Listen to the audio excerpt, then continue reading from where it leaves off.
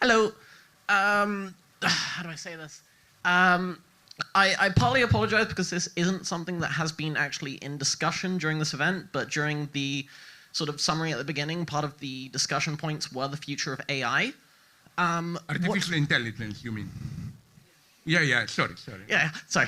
Sorry, I'm sorry. What are your thoughts particularly on cases of AI such as large neural networks and large language models, specifically such as Google's Lambda AI that have been claiming sentience within themselves? And ultimately, is your thoughts on the future of AI something that artificial sentience could eventually be something that could come into fruition? It's difficult for me to give you a precise answer because, again, this is minimally a topic for another long talk, so I can only give you, a very general answer. I don't like this game of, I'm not accusing you of it, but generally in the debates on AI. You know, it's all about, we people are obviously limited. Will artificial intelligence become more intelligent than we are, and so on? To be as brief as possible, I don't see the problem of artificial intelligence in its being more bright than we, but in not being stupid in the way we humans can be. What I think is unique for us humans is to be stupid in a proper way, so that you make something or say something stupid, but then you get the message through this very stupidity, another dimension opens up to you. So I would rather say that, of course, we have now already computers which are self-learning, change, adapt to rules, but they still take mistakes as something to be overcome. They don't see the, let's call it the productivity, the capacity to open up a new space of the mistake as such. To make it a little bit clearer, what I mean,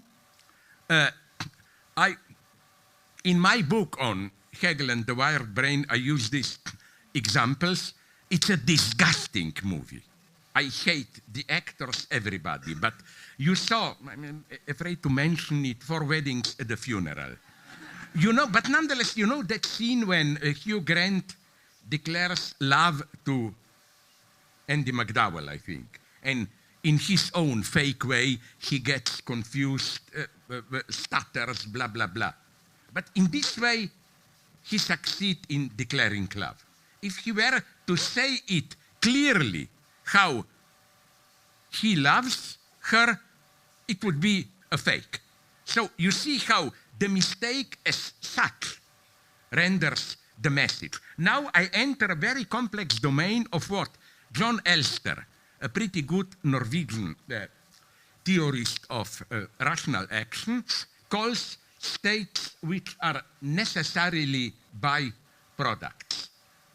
For example, I wrote about this in a text that was published in one of your philosophical monthly journals, Philosophy Now or what. If I say I have dignity, it's self-defeating. Because if I say this, it's ridiculous. I must display dignity through the way I act. And the same goes for many of our acts, which you cannot, it is self-defeating if you directly talk about them. At this level, I try to circumscribe something that maybe, at least the way things stand now, artificial intelligence, I think, cannot do. Again, I repeat, not because we humans are brighter, but because we humans learned to use in a productive way our stupidity, our limitation itself. But I'm sorry, maybe now it would be too much to go into this.